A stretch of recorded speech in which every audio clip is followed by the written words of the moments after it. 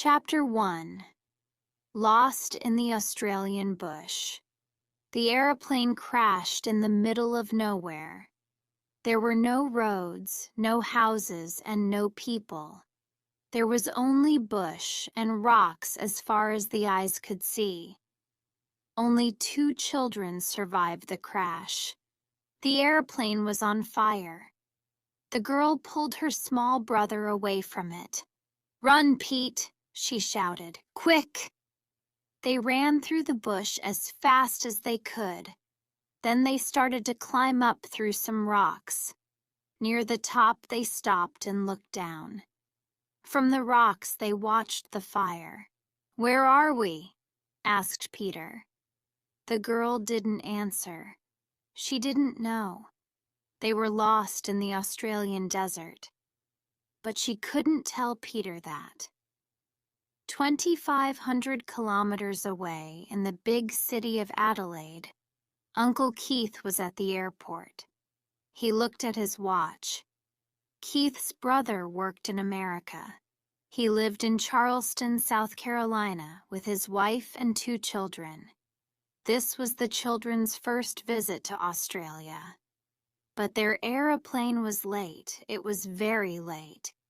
Uncle Keith waited and waited. He talked to other families. They asked about the plane, but nobody at the airport could tell them anything.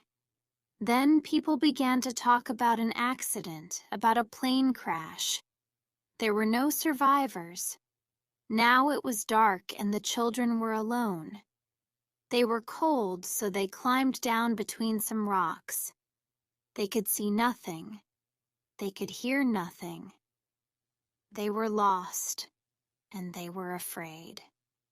"It's all right, Peter," said Mary. His sister's arms were round him. That felt better.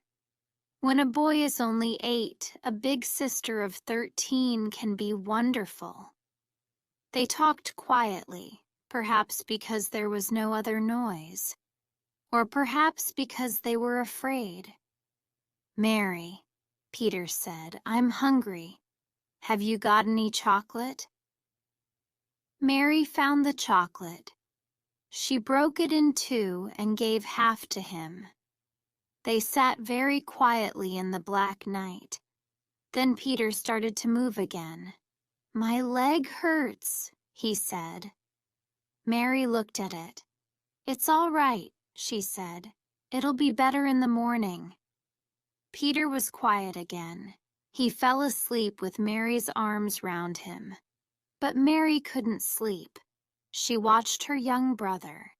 She was sister and mother to him now. She thought about the airplane journey and the accident, and she thought about her mother and her father. But her head felt heavy. Then she was asleep too. In the dark, the animals in the bush began to move. A wombat walked round the children. He pushed them with his nose, but he wasn't dangerous. He was interested in these strange new desert animals, but he didn't want to eat them. He only ate plants. Birds and insects started to fly round in the sky. A big marsupial tiger cat came near and looked at the children. She looked for a minute or 2, but these strange animals were very big. Her young babies couldn't eat them. So she walked quietly away. In the east, the sky was gray. It was the beginning of another day. Then the sun came up. It brought new colors to the bush. Greens and whites and reds and yellows. Many people think that the desert is one boring color. They think there are no plants. But here in the Australian desert, there were beautiful plants in many different colors. The children slept through the wonderful early morning. A large gray bird, a kookaburra, sat in a tree above the children. He wanted food, a small animal, or some insects. But on the rocks below him he could see only 2 very large animals. They were different from the other desert animals. He wanted to tell every animal and bird in the desert about them. He opened his mouth and made a loud noise. It wasn't a song because the kookaburra doesn't sing. The girl opened her eyes and looked up. She was afraid, but then she saw the bird. So it was only a bird. She laughed and looked at Peter. Good. He was asleep. He couldn't hear the bird. Peter looked small and thin and very, very young. She loved him very much. When he wakes up, he'll be hungry. What can I give him, she thought. There was more chocolate, but there wasn't very much. And that was all. She got up and looked round. Down below her she could see a small river, so water wasn't a problem. But how could they find food? What could they eat? People died without food. She looked at the kookaburra. He made another loud noise. Not me, he said. Then he flew away, up into the sky. There were other birds, big white cockatoos in the trees, and smaller birds near the river, on the rocks and in the water. They played happily. Mary felt hot, and her dress was dirty. She wanted to go down there and swim with them. She looked round her. Peter was asleep. There were no other people there in the bush with them. Nobody could see her. She undressed and went down to the river.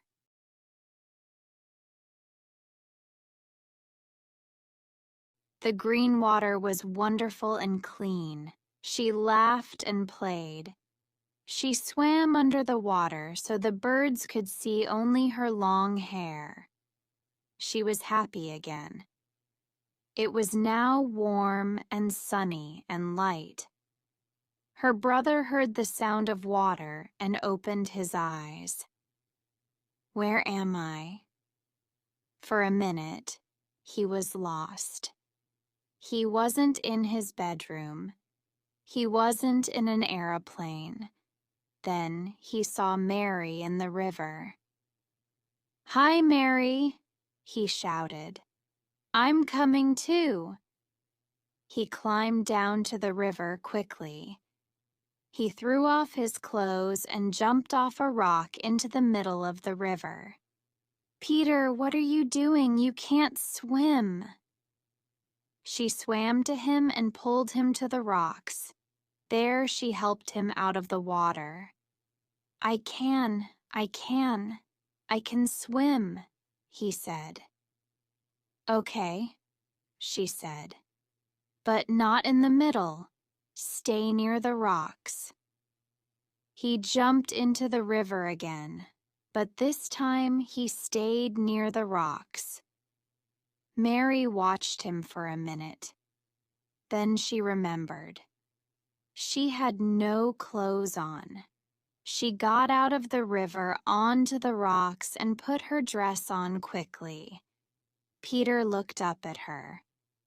"Your dress is wet," he said. "Why didn't you get dry first? Come out now, Peter, and put your clothes on." Mary pulled him out of the water and dried him with his shirt. Then she helped him dress. He was happy after his swim. "I'm hungry," he said. "What can we eat? Here's some chocolate." Mary gave the chocolate to him. Peter looked at it. "It's very small. Is that all?" "Yes, that's all," said Mary sadly. Peter ate the chocolate quickly, and then he ran away from her. He started to play in the rocks. He doesn't understand the problems. That's good, thought Mary. But there were a lot of questions in her head. What can we do next? Where can we go? How can we find Uncle Keith? She had no answers. "Mary, Mary!" Peter shouted. "Come quickly." She climbed over the rocks to him. His hands were inside his jeans. "Something's hurting me," he cried. Mary pulled down Peter's jeans and looked at his legs. There were a lot of insects all over them, and there were more insects on the ground. His legs were very red. "It's all right," she said. "They're only ants." "My legs really hurt," he cried. She pushed him away from the insects. "Okay, Peter, now sit down." She pulled off his trousers and hit the ants on his legs. "Ow!" he cried loudly, but the insects went away quickly. "There aren't any ants now, Pete. It's all right." Peter looked at his legs. They were very red and they hurt. He started to cry. Mary put her arms round him and he felt better. He stopped crying for a minute, but then he started again. "What is it, Pete?" "I don't like this place, Mary. I want to go home." "We can't go home, Pete. Home is in America. How can we get across the sea?" "Then let's go to Uncle Keith's in Adelaide." Mary looked at him. "So you remember," she said. "All right, I'll take you to Uncle Keith." He stopped crying. "When? Now?" "Yes," she said. "Now. We'll walk to Adelaide now." Mary was only 13, but she was clever. Adelaide was in the south of Australia. It was early morning and the sun was on her left. The sun was in the east in the morning, so south was in front of them. The small river in front of them also went south. "Let's go, Peter," she said to her brother. They started to walk down the river. For the first half an hour it was easy and Peter walked fast. Then it got harder. There were big plants in front of them. They climbed over them or they walked round them. After 2 hours, Pete was tired. Walking was difficult. He didn't say anything, but Mary knew. "Let's sit down here," she said. He sat near her and put his head in his hands. They said nothing. They watched the river. "I'm hungry, Mary. What are we going to eat?" "Oh, Peter, it's not lunchtime." "When will it be lunchtime?" "I'll tell you." But there were more questions. "What are we going to eat for lunch?" "We'll find something." But what could they find? There were a lot of plants, but they didn't have any food on them. Quickly, Mary got up. "All right, let's find some food." Peter jumped up. "Great idea," he said. They looked in the river, but they couldn't find any fish. The fish were asleep at the bottom of the river. They looked in the trees for birds, but birds in the Australian desert sleep in the day. They looked in the bush for animals, but the animals were asleep in the rocks. They didn't find any food. "I don't like this game," said Peter. "I want to go home." They walked and walked. They were hungry and tired. Then the bush was more open and they could see better. There was high ground in front of them. "Mary!" "Yes, Pete." "Look up there. Let's climb to the top. Perhaps we'll see the sea." "That's a good idea." They started to climb. They climbed for 4.5 hours and then they arrived at the top. The desert to the south in front of them was beautiful. The light of the evening sun was wonderful. And there, far away, they could see water. It shone in the evening sun. The boy danced happily. "Look, Mary, look! The sea, the sea! It isn't far. Look!" "Don't look, Pete," she said quietly. She put her arms round the little boy. "I'm very, very sorry." It wasn't water, Mary knew that. It was the great Australian desert, hundreds of kilometers of it. "We can't walk to the sea today, Pete. Let's find a place for the night," said Mary sadly. She got up and pulled Peter to his feet. "We'll walk to the sea tomorrow. Tomorrow we won't be hungry." Chapter 2: A Meeting with a Bush Boy. The next morning, Mary woke up first. She looked up at the birds in the sky. Then Peter woke up too. "Mary, let's go. Let's walk to the sea." "First we have to look for food," said Mary. "We have to take some food with us on our journey." "Good idea," said Peter. "I'm very hungry." They looked and looked for food. For a long time they found nothing. Then Peter shouted, "Look, Mary! Fruit!" There was a tree with round balls of fruit on it. Some of the balls were green and some were red. Mary thought carefully for a minute. You could get ill from some fruits, but they had to eat.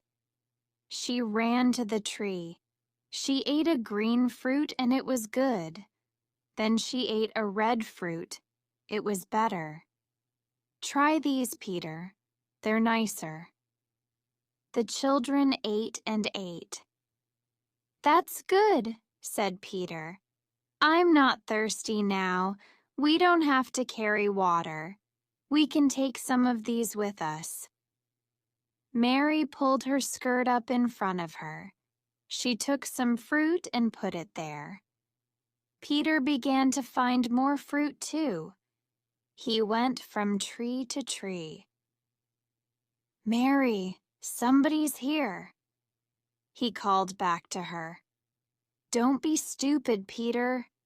"I'm not stupid. Somebody's watching us." Mary turned round. Her mouth fell open and she put her hand up to her face. There was a boy very near them, only a meter away. He was black and he was naked. Mary started to run away, but then she looked again. The boy was young and friendly. He smiled, so perhaps he wasn't dangerous. At home in South Carolina, there were black Africans, but this boy was browner, and his hair was different.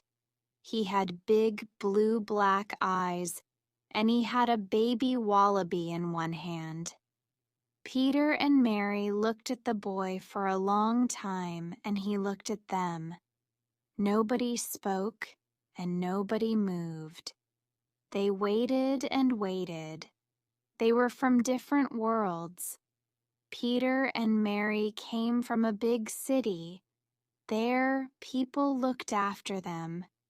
The bush boy lived in the desert.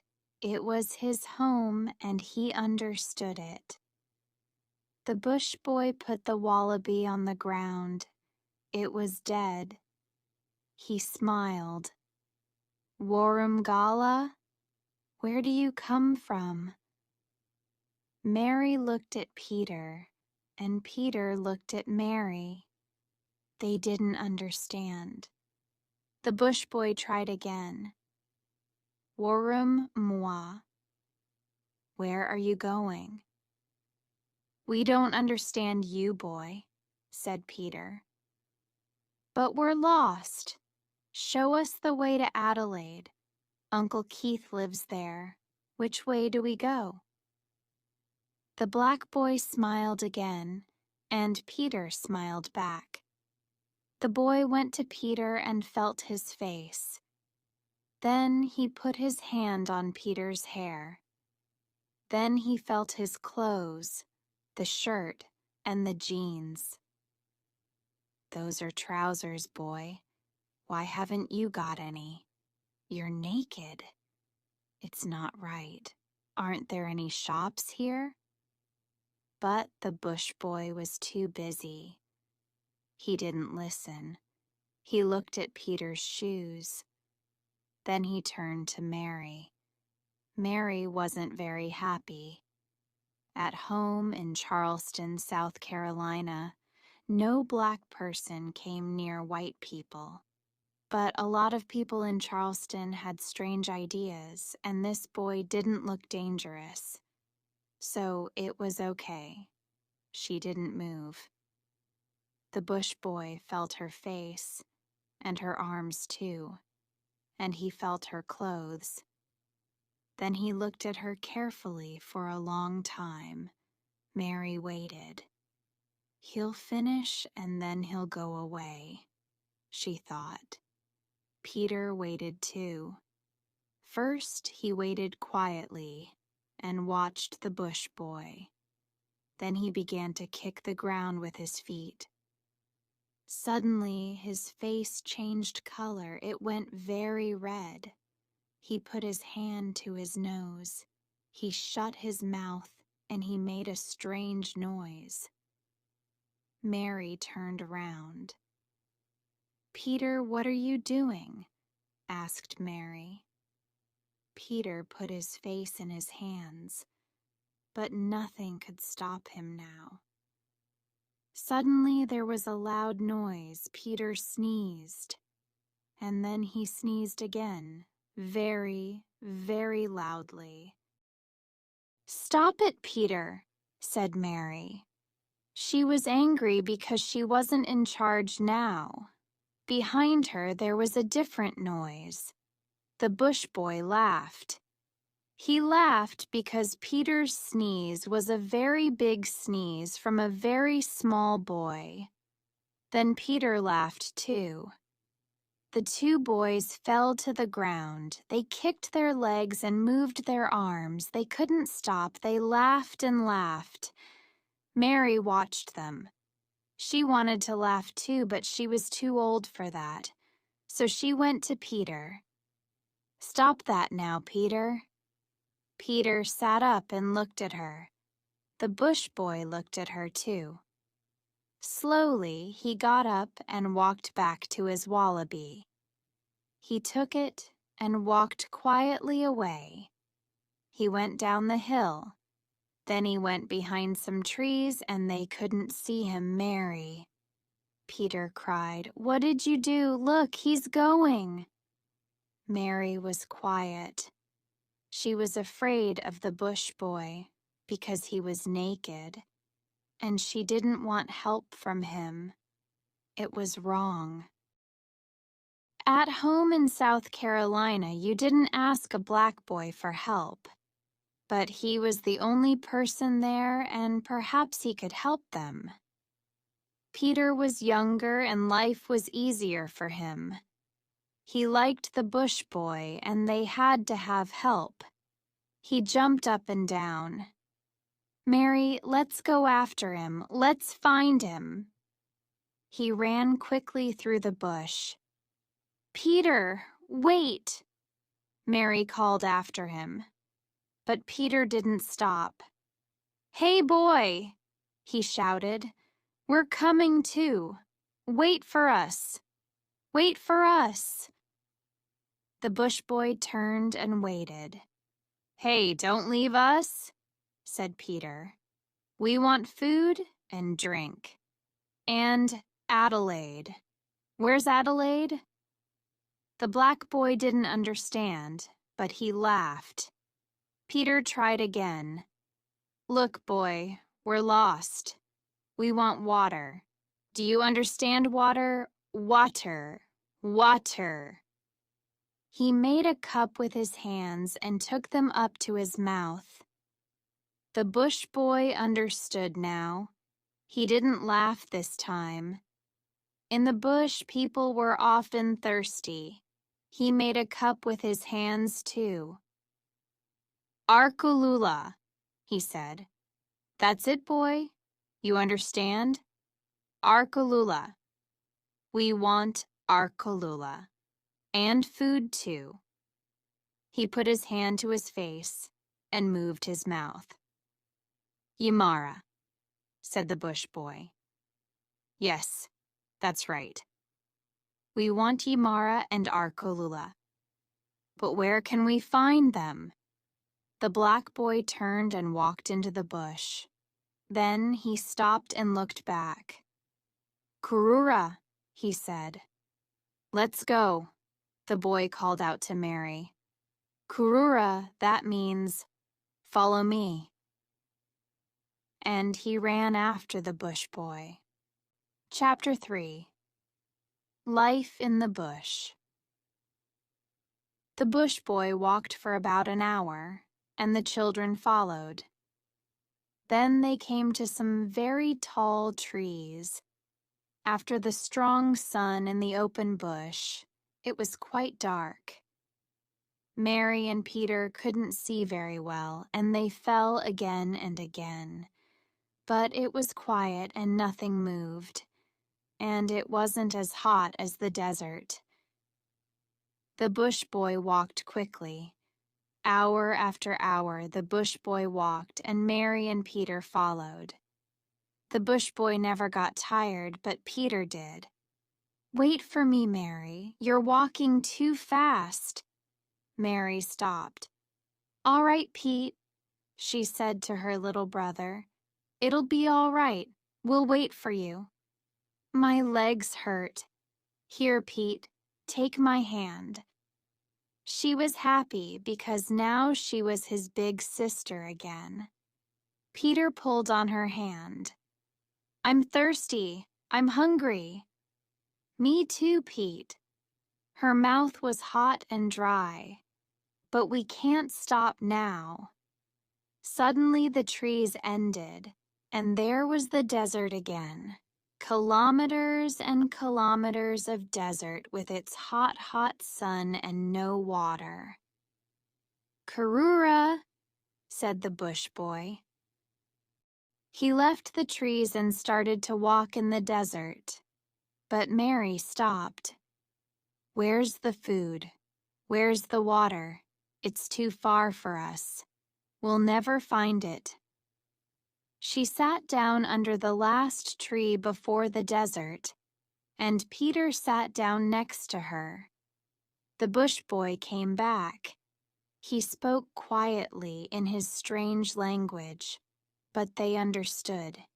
You have to follow me, or you'll die. There's water. It's not far now. Look over there. With his hand, he showed them some rocks and a small hill. But that's a long way, said Mary. The desert was hot, but here under the trees it was nice. It was easier to stay here. And was the bush boy right? Was there really water in those rocks in the middle of the desert? Arkulula, the bush boy said, again and again. Mary looked harder. It was dark round the bottom of the hill. Why? Were there bushes? Green trees and bushes? There is water there, Pete. Trees are only as green as that when there's water.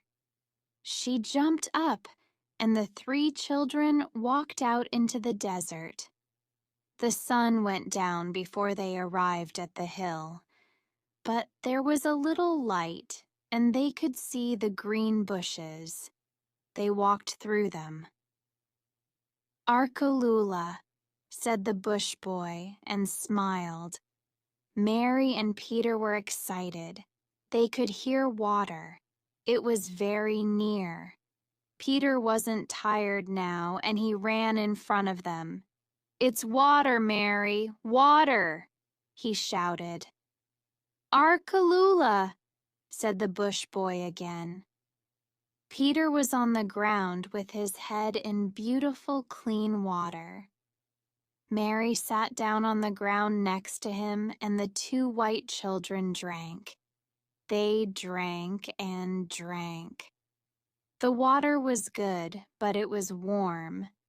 The bush boy sat next to Mary.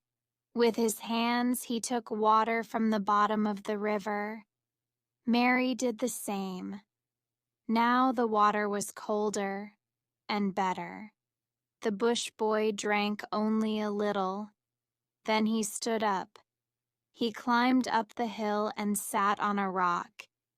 He was interested in the children. He watched them carefully. They were strange. They didn't know the desert. They didn't know anything. Where were they from? Why were they here? They couldn't live alone in the desert. "I have to help them," he thought. The small boy stopped drinking and climbed up to the bush boy. The rocks were big, and it was difficult for him. The bush boy put out his hand and helped him up. Peter sat down and looked at the wallaby. He felt it with his hands. "Eat?" he asked. "Yimara?" The bush boy smiled and got up. He climbed down from the rocks. He looked at different rocks and stopped in front of a big, flat piece. Then he found some wood. Peter watched, but he didn't understand. "Larana?" said the bush boy. He began to build a fire. "I know!" Peter was excited. "Fire! You're going to make a fire!" "Larana," said the bush boy again. "Okay, Larana, you're going to make a larana. I'll help." The bush boy found more wood and Peter helped him. But Peter stopped suddenly. "How can we light a fire?" he asked. "When we haven't got any?"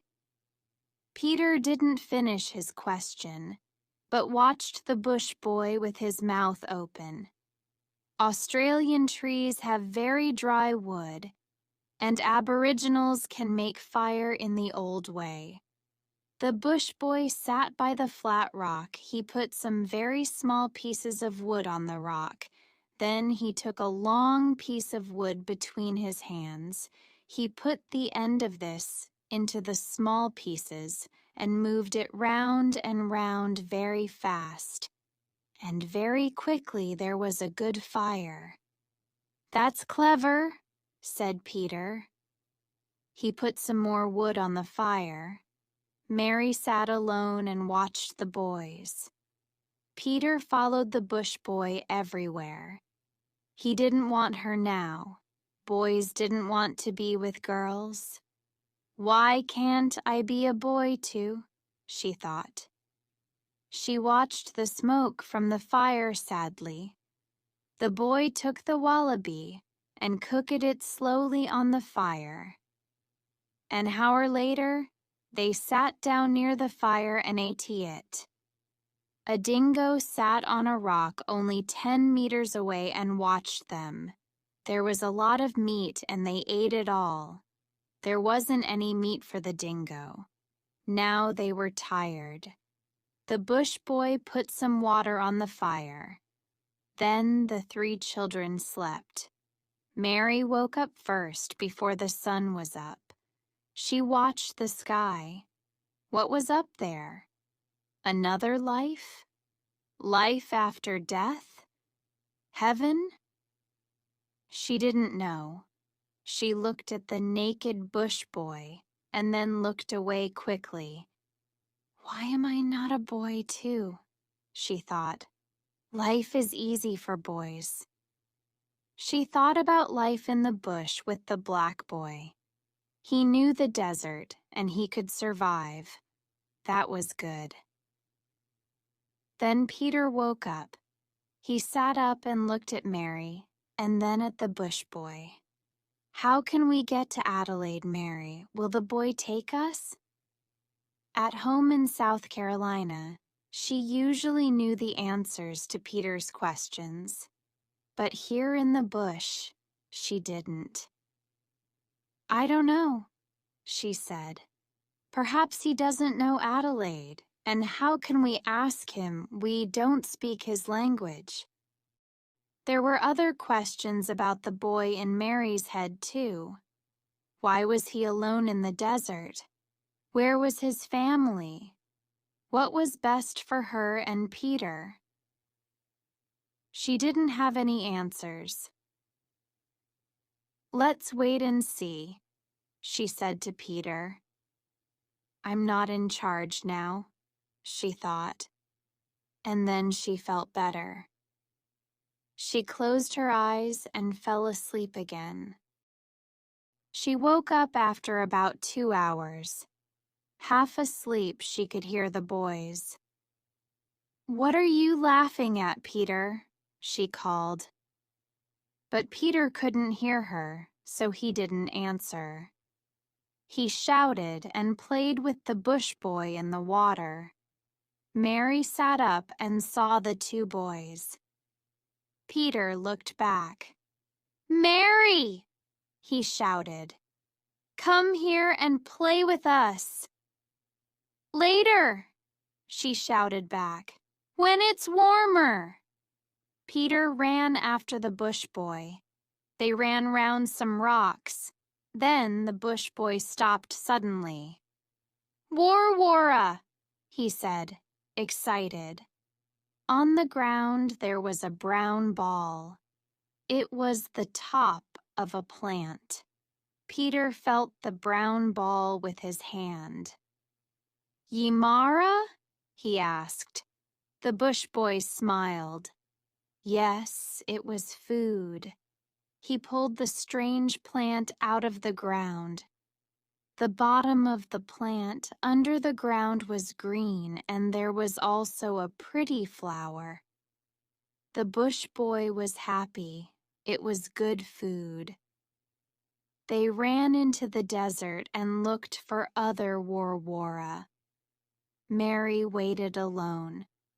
Then she went down to the river. She swam and played in the water. Half an hour later, she heard the boys. They were back. She got out of the water quickly and put on her dress. The boys had 20 or 30 warwara in their arms. But now, Peter was naked too. Pete, where are your clothes? Oh, Mary, stop being big sister. Do this, do that. Peter, she said, come here. She had her brother's trousers in her hands. Oh, Mary, it's too hot. I don't want any clothes. Put them on, she said.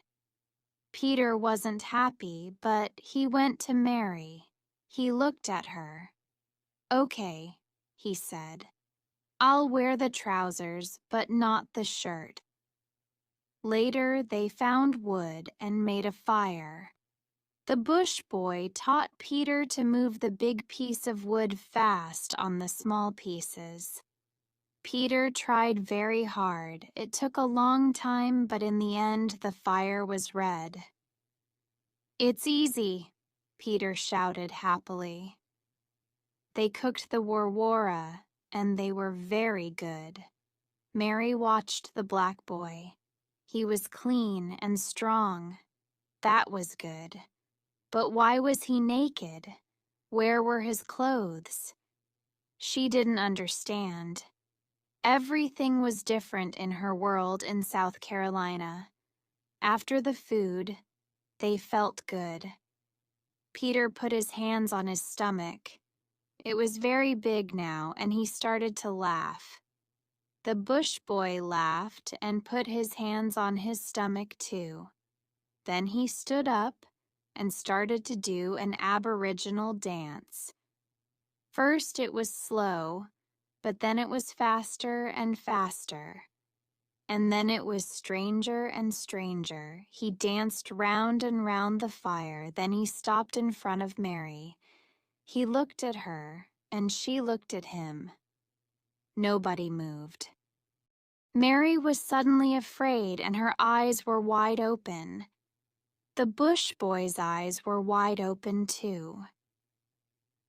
He wasn't afraid, but for the first time he saw a girl. Mary was a girl, a lubra.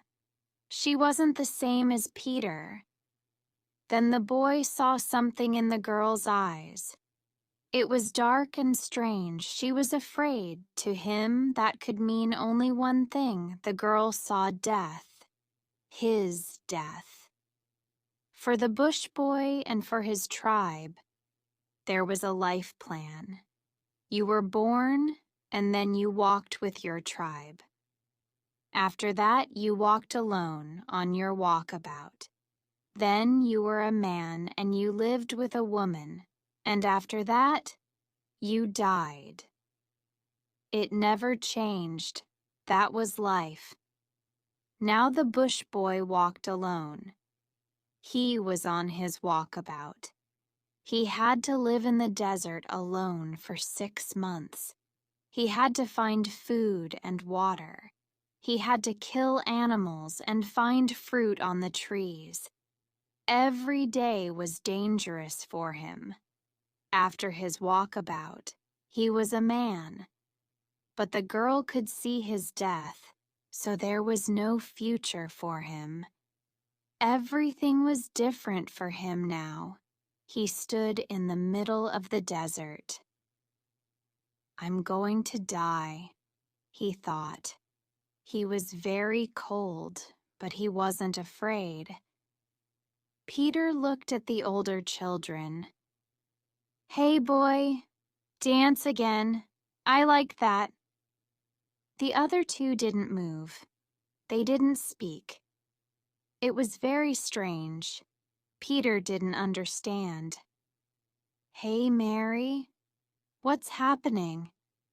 He took Mary's hand, and then he began to cry. The bush boy looked at him. So Peter could see his death too. He turned and slowly walked into the desert. The children watched him. Mary's face was white. Peter was afraid. Mary, he's leaving. What'll we do? He cried. He ran into the desert after the bush boy. Hey, boy, stop, come back, come back. The bush boy didn't hear or didn't listen, but Peter ran after him. Don't go, he shouted again. The bush boy stopped and put his hands on Peter's head. He pushed him away and started to walk again, but Peter followed him. Don't go, he said again and again. The bush boy stopped. He turned round and looked at Peter. When Peter sees my death in my eyes, he'll run away, he thought. Then I can go. But Peter took the bush boy's hand. He looked at him and smiled. That's strange, thought the bush boy. Perhaps I'm not going to die. Perhaps I'm wrong. He turned round and looked at Mary. Perhaps she's wrong. Perhaps death isn't coming for me now. Perhaps it's on its way to other tribes. He walked back to Mary, but she moved away. She was afraid. He saw it in her eyes. So I am going to die, he thought. Perhaps not today, not tomorrow, and not the next day. But before the rains come. Chapter 4. The End of the Walkabout. The bush boy thought about the two children. They didn't know the desert, and they couldn't find food without him. They'll die too, he thought. Then he had an idea.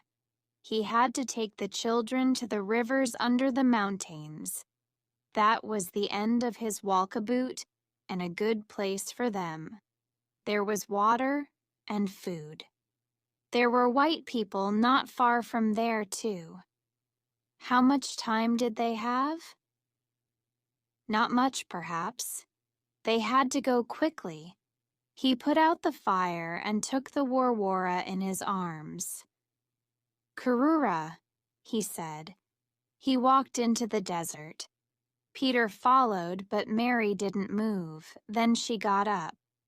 Where's he going? I hope he knows, she thought, and she started to follow too. They walked in the desert for a long time, up and down, over big rocks and across dry rivers. They went through tall trees and thick plants. It was hot and dirty, but the colors were beautiful. Yellows, greens, and reds. The bush boy never stopped or looked back. He knew the way. Then the desert was suddenly more friendly. The trees were taller, and there were a lot of birds and a river. It was midday, and the sun was very hot. The boys drank water from the river with their hands. They put their heads in the waiter. Mary drank too, but she didn't go near the bush boy. When he looked at her, she looked away. "What's wrong, Mary?" asked Peter. "Why are you afraid?" Mary didn't move, and she didn't say anything. Peter didn't understand, but Mary was strange sometimes. Girls were often strange. He went to the bush boy and sat next to him. They ate the warwara. Peter gave some to Mary, and she ate them too. It was very hot, so they stayed under the trees near the water for 3 hours. Then the bush boy got up and started to walk again. He usually walked 45 kilometers in a day, but Peter got tired quickly, so they only walked 25. On the way, the bush boy killed a big bustard and they ate it for dinner. Then they felt sleepy. That night it was cold, but the rock stayed warm from the sun, so each child found a big flat rock. But Mary couldn't sleep. "Peter." "Yes?" "Come and sleep next to me, please." "Why?" "I'm cold." "Okay." He fell asleep next to her, but Mary watched the bush boy. "I won't close my eyes. I'll watch him all night," she thought. But she was very tired, and of course she fell asleep. The bush boy didn't sleep. Hour after hour he stood there on the rocks. He looked out at the desert. He didn't move, and he didn't make any noise.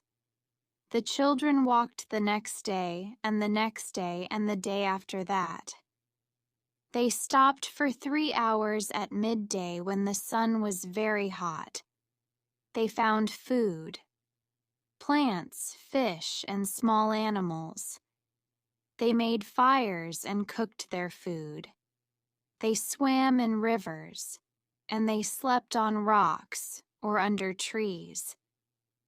Peter talked to the bush boy. He learned more of the bush boy's language. He showed him a rock. "What do you call this?" he asked. "Garsha," answered the bush boy. "Garsha, Garsha," repeated Peter. On the 4th day, it was very dry and they didn't find any water. Peter walked slowly. He didn't feel very well. Then he sneezed. The bush boy began to laugh again. He remembered Peter's first sneeze. Peter sneezed again.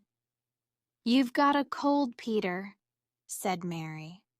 "I know," said Peter through his nose. He sneezed again. He sneezed all day, and his nose was red. Aboriginals never sneezed and never caught colds. The bush boy didn't understand.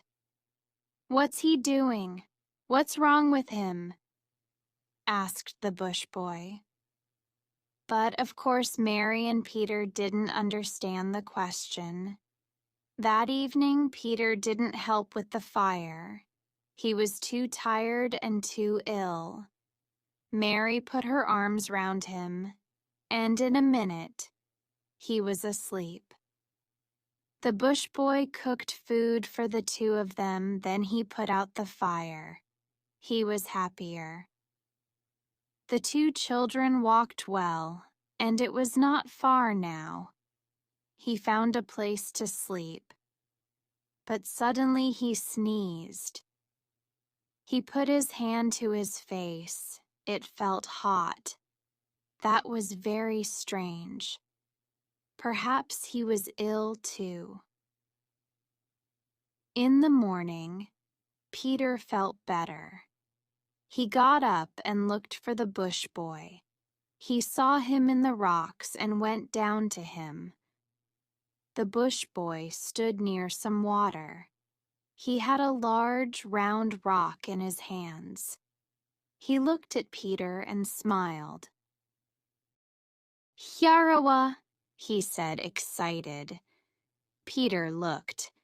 There were a lot of fish in the water. "Is that Yarawa?" he asked. There were thousands of little fish. They swam very fast. "Yarawa," said the bush boy again. "But how can you catch them?" asked Peter. The bush boy smiled again. He threw his rock into the water as hard as he could. The rock hit the water with a loud noise. The water came up round the two boys and over them too. But on the top of the water, Peter saw the fish. Now they didn't move. "Are they dead?" he asked. But of course they weren't. The bush boy jumped into the water. He took a lot of the fish and threw them onto the dry rocks. Then he climbed out of the water. He hit the fish on the head with a rock. He gave some fish to Peter and he carried the other fish.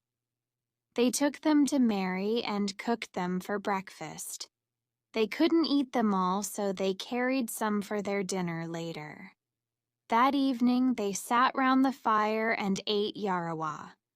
Then the bush boy suddenly got up and started to dance. He danced round the fire. He danced very fast. Then suddenly, in the middle of his dance, he sneezed. He sneezed again and again. He felt weak and ill, so he sat down. He put his hand to his face, and it was hot and wet. But he also felt very cold, and now he was afraid. "This is the end," he thought. "I'm going to die now." Peter and Mary watched the bush boy. "What's he doing?" asked Peter. "I don't know," said Mary. "It's very strange. Perhaps he caught your cold." Later, when it was dark, Peter and Mary slept. But the bush boy stood on the rocks and looked out at the desert again for a long time.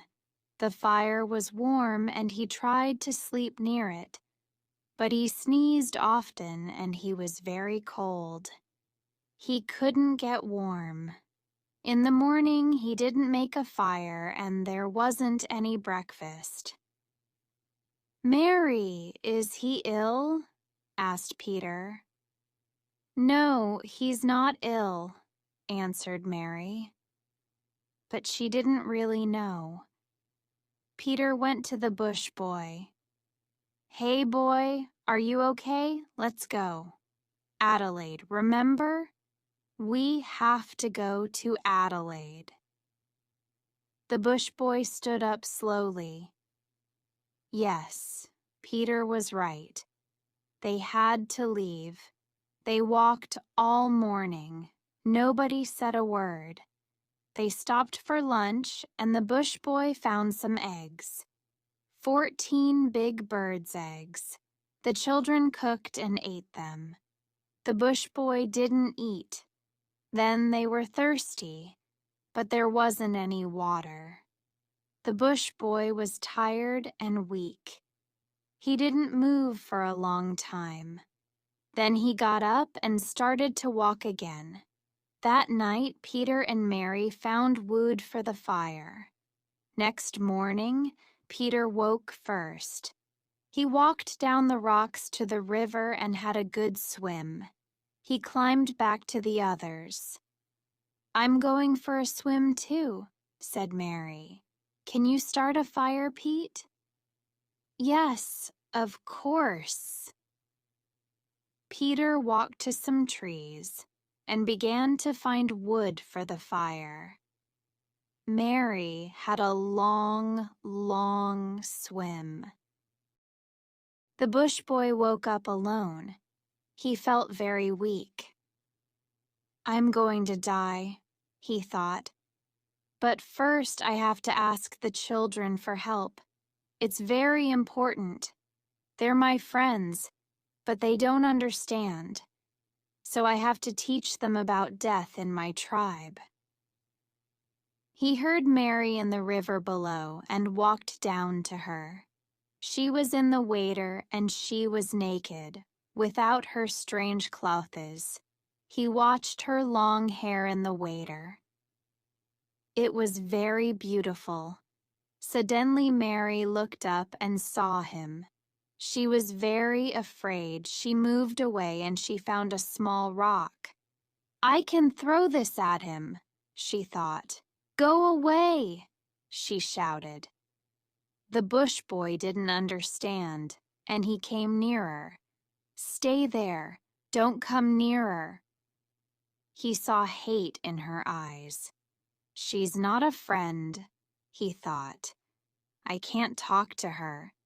She won't help me, and the boy won't understand. He's too young, so I'll have to die alone."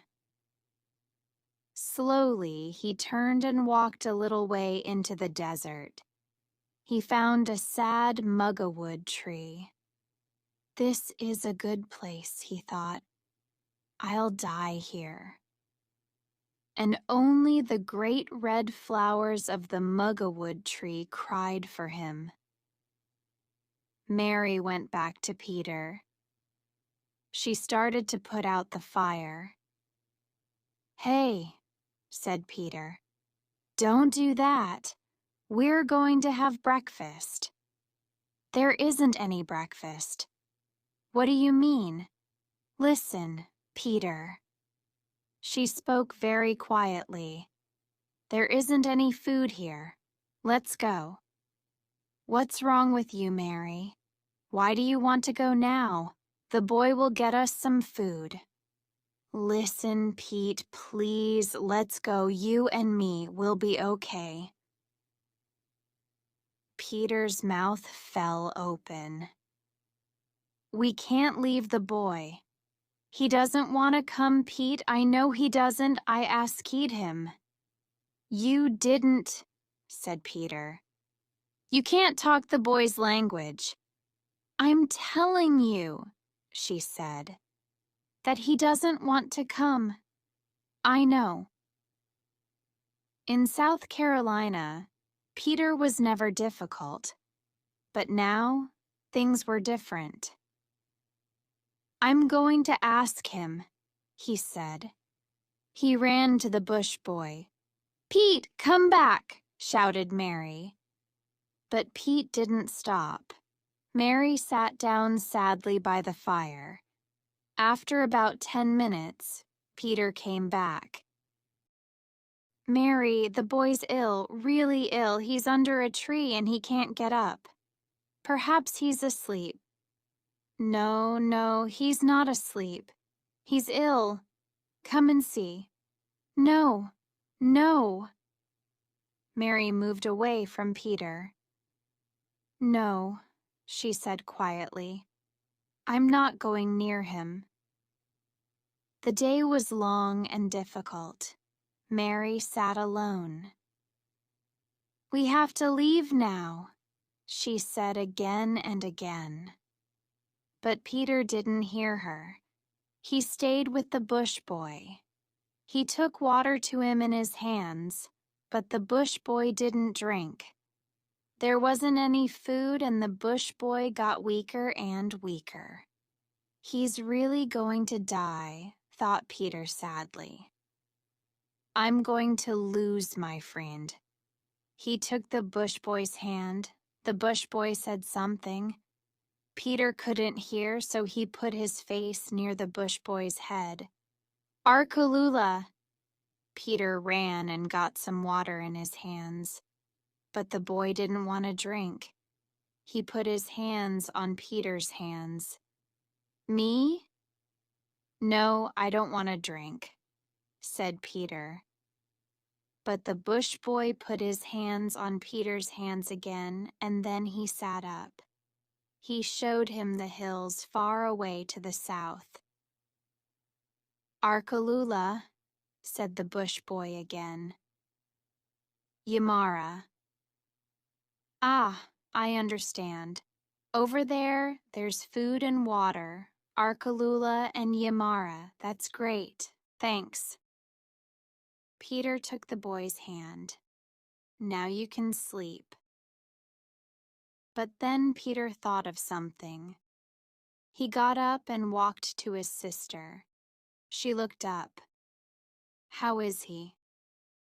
I think he's really dying, said Peter.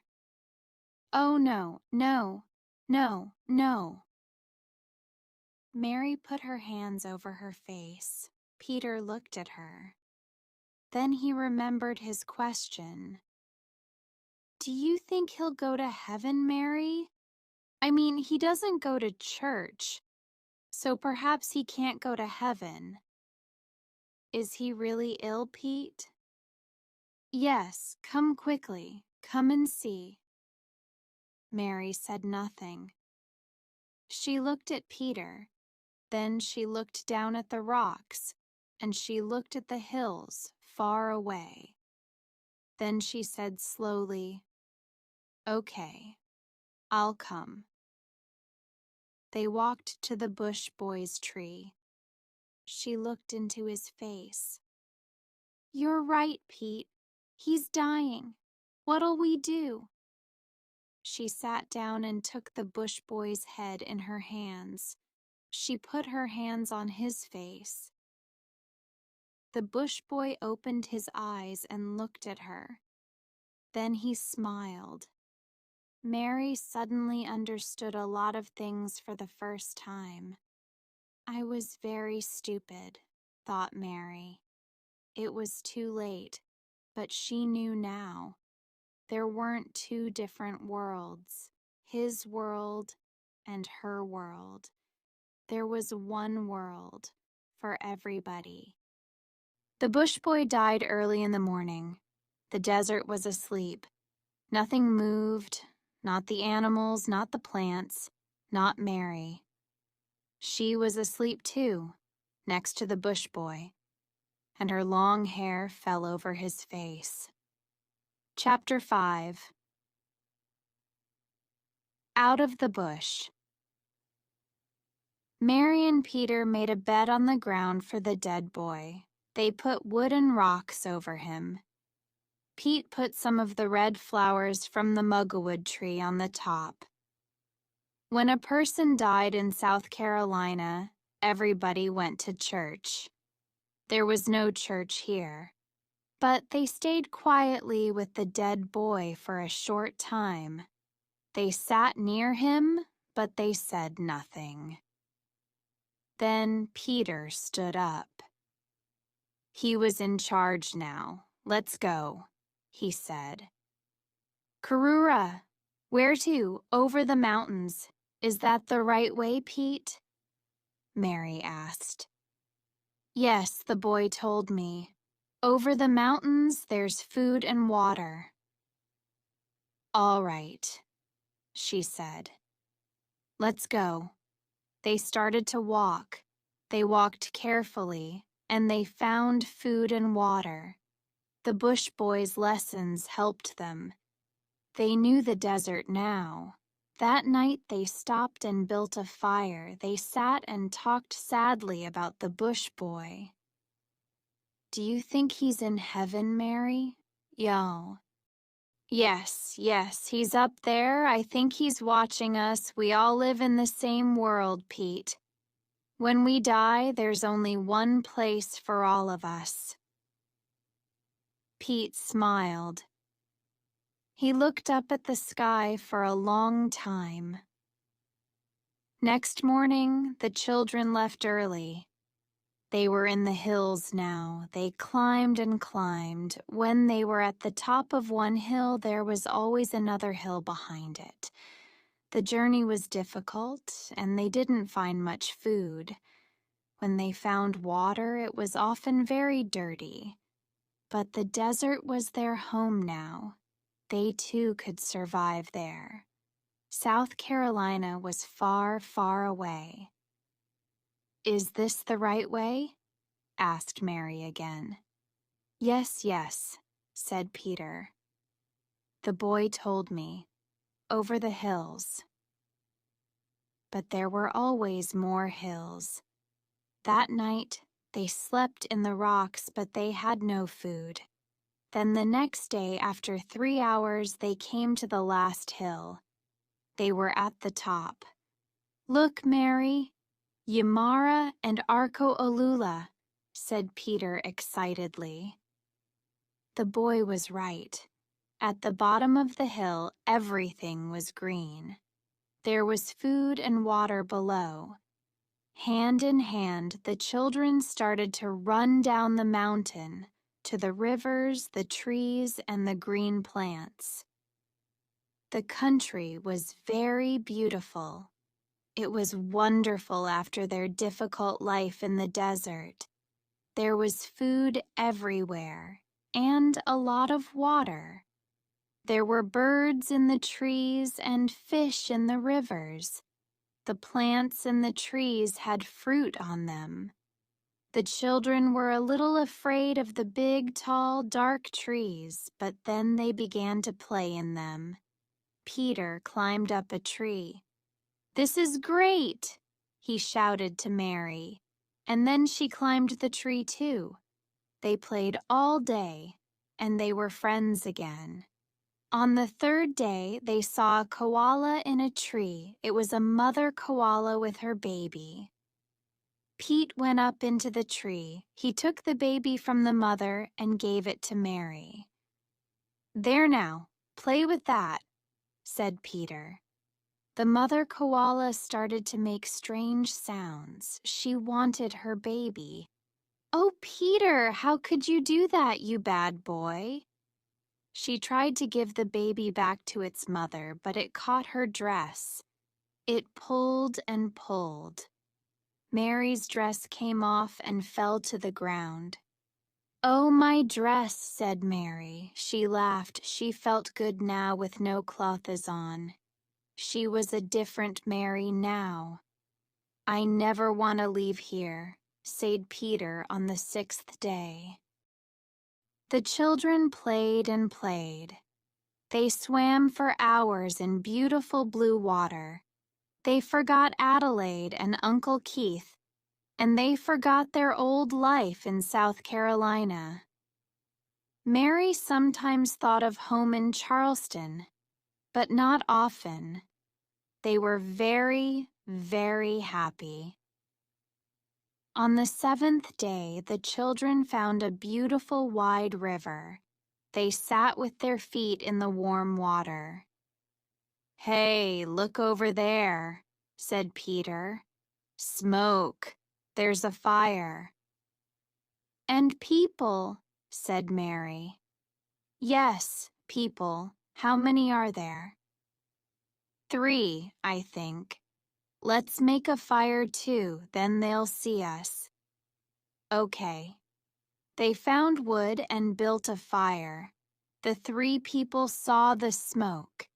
They ran down to the water and started to swim across the river to Peter and Mary. They're coming, Pete. Mary was excited, but also afraid.